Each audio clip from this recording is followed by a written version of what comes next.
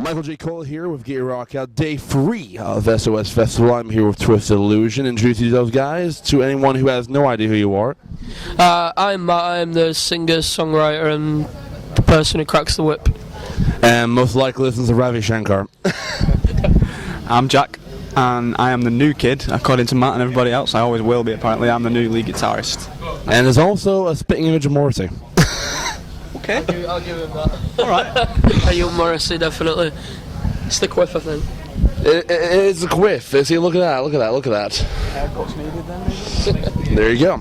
So, this is your second day performing, isn't it? Because yesterday you guys did an acoustic performance on the Metal Nation radio stage. We did, yeah. We did 2 acoustic sets, and they're really not something we're used to. And we've actually done 4 acoustic gigs this weekend.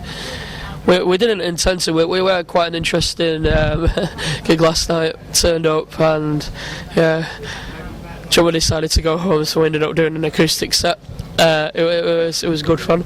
Big rock songs like without a drummer in front of a... Led Zeppelin and Black Sabbath and Deep Purple acoustically. It was interesting. I gotta say, for your vocal range, it was pretty awesome. I gotta say. Thank you. So here's a little bit of trivia for those at home. This guy used to be my bartender at my old university. Embarrassing. He used to serve me I'm not. He used to serve me Carling. Wasn't it Heineken? It was Heineken. Oh yeah, because they switched it, didn't they? Even I remember. Yeah. I got a bad memory. I gotta remember one thing after another. Gosh.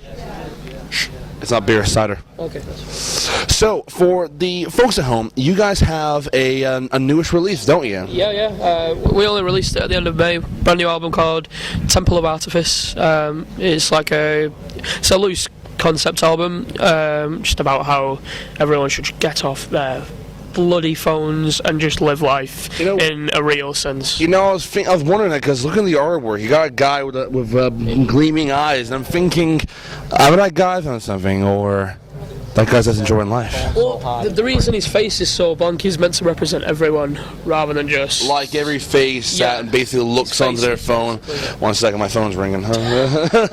Exactly. But we all do it, and it explores that as well. It's like, I'm not just saying that, oh, everyone does it and I don't. It's more a case of that we all do it and we all don't really know why we do it. We all just go to our phones instantly, and it's an addiction for everyone. It's a part of the human nature now and human culture, because there's now iPads, and it used to be laptops, it used to be whatever. TV was the biggest thing, obviously. Everyone would watch TV. Then why didn't you put a TV on the front of the cover? Is that what TV is still poison. Netflix. Think of Netflix. God. This is a rip-off. That's the sequel. We'll do a sequel to the next album. Netflix or us. Or the Nettening. It's because you're not endorsed by it. I know. So, looking at your musical influences based on this record, of course, you said you're a new member to the band, so you've come after the recording, haven't you? I actually played on the album. Really? On Moment of Lucidity, the first 2 solos. Right. I was lucky enough to be able to do them. So that's pretty cool. And that's kind of how it got going, really. That's why Matt asked me to join full time and stuff. Yeah, like a lot of my influences are... Obviously, I've got the, like Slash and all the key people you grew up listening to and stuff, but I did a lot of session stuff before I came to this, so that's a lot of session players like Rick Raymond, a lot of YouTube guys as well. They're my main influences, really. So that's pretty cool. That's pretty cool. Different to most people, I guess. Well, that's a good thing if it's different. I think that's what brings your guitar playing out so much, and it's why we asked you, because you are very eclectic. It was like, I won't get anyone involved in Twisted Illusion if I don't think their playing's up to standard, and Jack was just the cream of the crop of the people who I knew, so that's why we got him in. I'll stop looking arse now, but he's very justifiably earned his place in this band. Pressure on me for later on then, eh? So, what was the idea in the beginning in creating Twisted Illusion, and what is the meaning behind the name Twisted Illusion? When we first... I've been trying to put an original band together for a long time, like since I was about 17, 18, and I'm glad it took so long, because I don't think I would have had the songs and the necessary maturity to make it work. The thing with Twisted Illusion was it was always meant to be a band that was trying to not sound like another band, not sound like we were just a copycat or a carbon copy of, you know, an AC/DC or an Iron Maiden. We were just taking elements of all the different music we like and combining it, and so I guess organically it grew into prog rock just by doing that. See, it's never a conscious choice to go, we're going to make a prog band. It was just, that's how it grew because of the range of influences we had.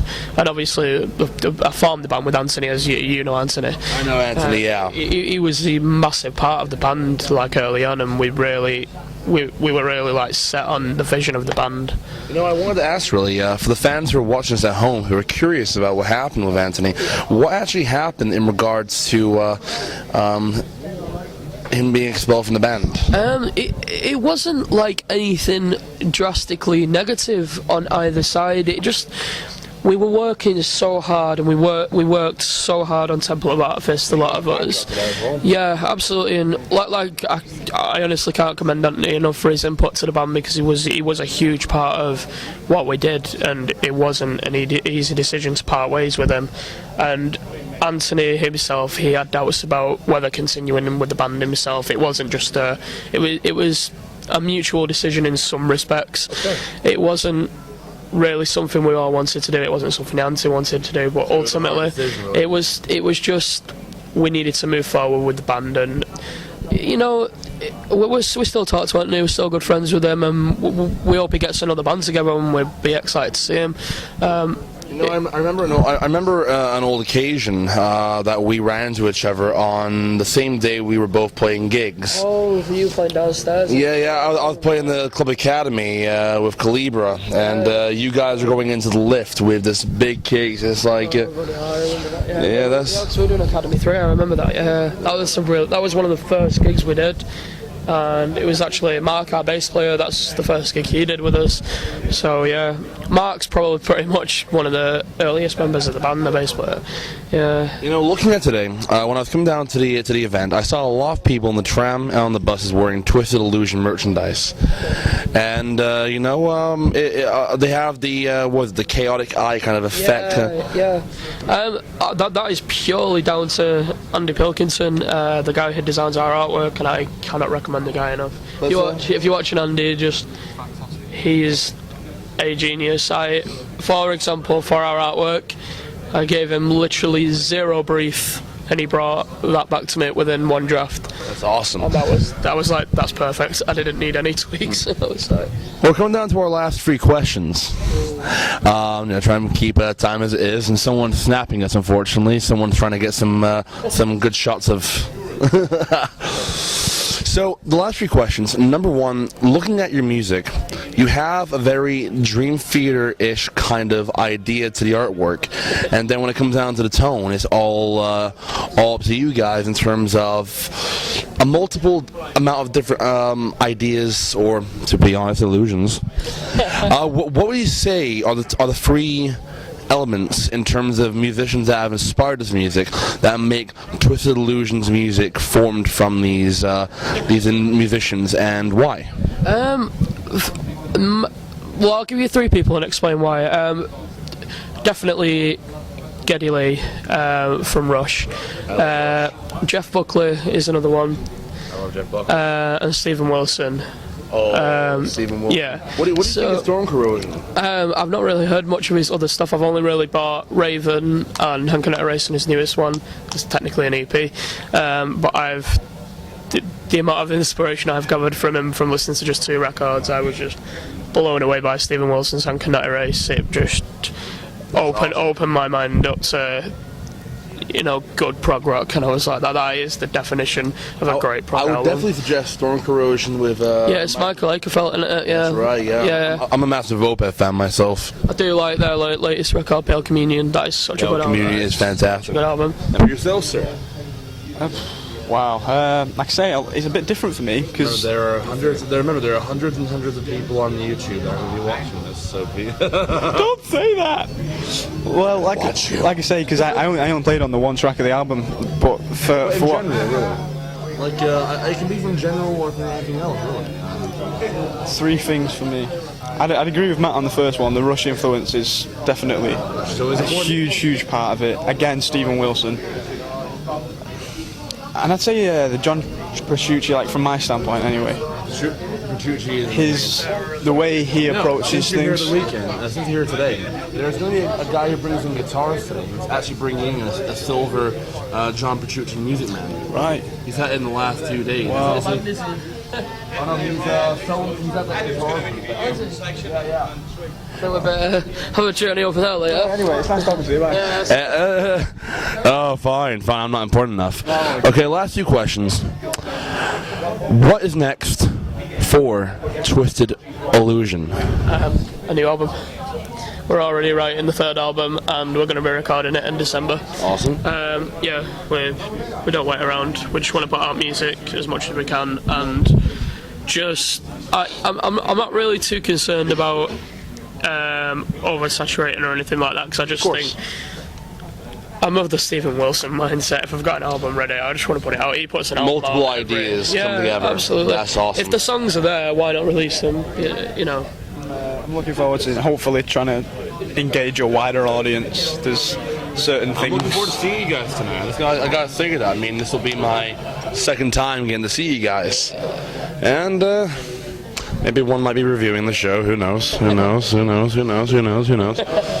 And to the fans at home who are watching this now, what would you like to say to them?